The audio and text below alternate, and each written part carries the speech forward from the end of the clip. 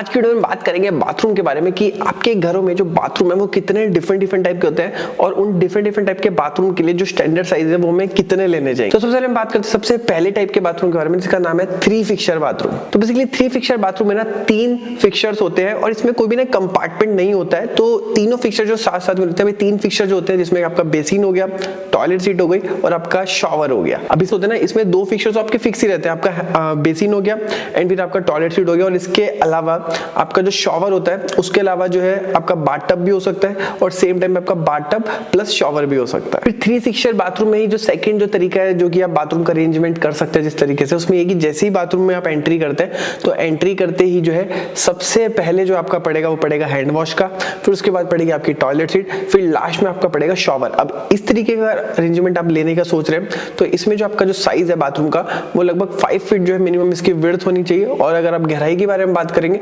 तो लगभग 7.25 फीट के आसपास जो है इसकी गहराई होनी चाहिए। थर्ड टाइप का जो अरेंजमेंट है वो है स्क्वायर टाइप का। अब इसमें क्या है कि स्क्वायर टाइप का भी जो बाथरूम डिजाइन कर सकते हैं और स्क्वायर टाइप का अगर आप बाथरूम डिजाइन करते हैं तो इसमें क्या होता है कि एक कॉर्नर में जो है आपका क्यूबिकल शॉवर आ जाता है, फिर एक वॉल पे आपका टॉयलेट सीट और एक वॉल पे आपका हैंड वॉश आ जाता है। और स्क्वायर शेप का बाथरूम अगर आप डिजाइन करते हैं तो इसका जो स्टैंडर्ड साइज है वो लगभग 6 फीट बाय 6.5 फीट का जो है आपका अराउंड मिनिमम होना चाहिए। और इसी में अगर आप स्क्वायर टाइप का बाथरूम डिजाइन कर रहे हो उसमें आप बाथटब को भी जो है अरेंज करने का सोच रहे हैं तो उसमें जो साइज है वो मिनिमम आपका 6 फीट बाय 8 फीट का होना चाहिए। फिर दोस्तों बात करते हैं सेकंड टाइप के बाथरूम के बारे में जिसका नाम है कंपार्टमेंटेड बाथरूम।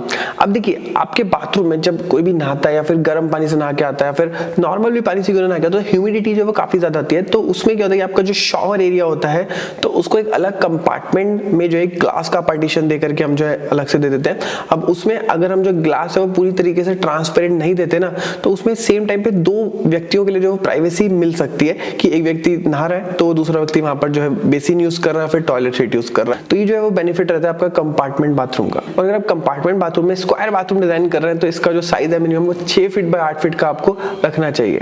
और अगर कंपार्टमेंट बाथरूम में अगर आप 2 सेपरेट कंपार्टमेंट दे रहे हैं ना तो इसका जो मिनिमम साइज है वो 10.5 फीट बाय 6 फीट का होना चाहिए। और सो आज भी ना इंडियन ट्रेडिशन में अकॉर्डिंग वास्तु काफी सारी जगह जो है वो इस तरीके का भी जो है कंपार्टमेंट जो है वो क्रिएट करा जाता है जिसमें आपका नहाने का जो एरिया वो सेपरेट रहता है, आपका टॉयलेट का एरिया बिल्कुल सेपरेट रहता है। क्योंकि आज भी बहुत सारे लोग मानते हैं कि आपका जो वो अटैच बाथरूम नहीं होना चाहिए आपका नहाने का और आपका धोने का। तो इसमें जो टॉयलेट होता है ना उसका जो मिनिमम साइज आपको जो चाहिए वो 3.5 फीट बाय 5 फीट का स्पेस जो है वो मिनिमम चाहिए ही चाहिए। और शॉवर या फिर बाथटब के साथ अगर आप बेसिन अगर आप रखते हैं तो इस तरीके का अरेंजमेंट रखते हैं तो इसका जो मिनिमम साइज है वो 5.5 फीट बाय 6 फीट का साइज जो है वो मिनिमम होना चाहिए। फिर थर्ड टाइप के बाथरूम के बारे में बात करते हैं, इसका नाम है गेस्ट बाथरूम या फिर इसको हम पाउडर रूम भी बोलते हैं। और बहुत सारे लोग ना कंफ्यूज हो जाते हैं कि पाउडर रूम क्या है, तो आज आपको यही पता चल गया कि पाउडर रूम जो है वो गेस्ट बाथरूम को ही हम बोला जाता है। और इसमें बेसिकली सिर्फ 2 ही यूनिट जो है वो होते हैं, इसमें नहाने का प्रोविजन जो है वो जनरली नहीं रखा जाता है। इसमें एक टॉयलेट सीट और एक आपका हैंड वॉश का जो है वो प्रोविजन रखा जाता है। और इसका जो नॉर्मल जो मिनिमम जो स्टैंडर्ड साइज है वो 5 फीट बाय 5 फीट का होना चाहिए।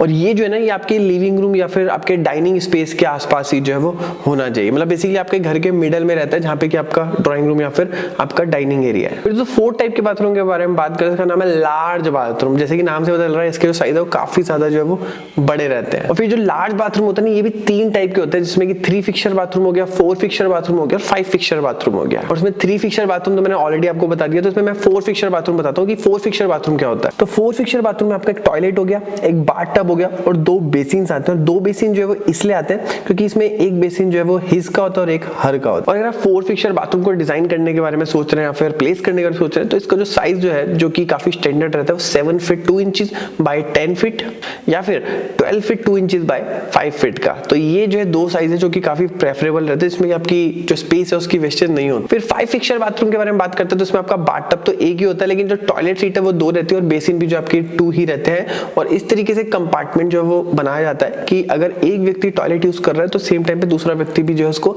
इजिली यूज कर सके। और ऑलरेडी मैंने डिटेल में बाथरूम डिजाइनिंग के बारे में ना अपनी क्लास में बता रखा है, तो वो अगर आपने नहीं देखा तो उसका भी लिंक जो आपको नीचे डिस्क्रिप्शन बॉक्स में दे दूंगा, आप वहां पर जाकर के ऐप में चेक कर सकते हैं। तो बेसिकली जो 5 फिक्सचर बाथरूम के बारे में बात करते हैं तो इसका जो स्टैंडर्ड साइज है वो है आपका 16 फीट 4 इंचेस बाय 5 फीट या फिर 11 फीट बाय 8 फीट। तो ये साइज जो है वो प्रेफरेबल रहते हैं। अब बात करते हैं 5th टाइप के बाथरूम के बारे में, उसका नाम है यूटिलिटी बाथरूम। तो इसमें नॉर्मल जो बाथरूम के जो मैंने आपको 3 जो फिक्सचर्स बताए थे, तो उसके अलावा जब एड ऑन साइड हो जाते हैं ना, लाइक आपका लिनन कैबिनेट्स हो गए, आपके एक्स्ट्रा वॉश बेसिन्स आ गए, आपके ड्राइंग कैबिनेट्स आ गए, ड्रेसिंग एरियाज आ गए, तो इस तरह की जो एक्स्ट्रा चीजें जब एड ऑन हो जाती हैं तो उसको हम बोलते हैं आपके यूटिलिटी बाथरूम। तो बेसिकली ऐसे बाथरूम जिसमें कि बाथटब आ गया, एक वॉश बेसिन आ गया, एक टॉयलेट आ गया और ड्रेसिंग एरिया आ गया, या फिर एक ड्राइंग कैबिनेट आ गया, या फिर एक लिनन कैबिनेट आपने बना दिया। तो इस तरीके की अगर आपने यूटिलिटी ऐड ऑन करी है तो इसका जो साइज है लगभग आपको 6.5 फीट बाय 9.5 फीट या फिर 11 फीट बाय 5.5 फीट जो आपको मिनिमम लेना चाहिए। और फिर इसी में सेकंड रिक्वायरमेंट जिसमें कि आपका एक क्यूबिकल शॉवर आ गया, एक वॉश बेसिन आ गया, एक टॉयलेट आ गया और इसके साथ आपका ड्रेसिंग और ये सब चीजें आ गई, स्टोरेज। तो इसका जो मिनिमम साइज है आपका 6.5 फीट बाय 7.5 फीट आपका होना चाहिए। इस तरीके से मैंने आपको बता दिया कि बाथरूम जो कितने डिफरेंट टाइप के होते हैं, उसके स्टैंडर्ड साइजेस जो है वो किस तरीके से होते हैं। और अगर आपको वीडियो पसंद है तो वीडियो को लाइक कर सकते हैं, कोई भी क्वेश्चन तो नीचे कमेंट बॉक्स में पूछ सकते हैं। इस तरीके का कंटेंट अगर आप रेगुलर पाना चाहते हैं तो चैनल को सब्सक्राइब भी कर सकते हैं। मिलते हैं नेक्स्ट वीडियो में, तब तक के लिए जय हिंद, वंदे मातरम।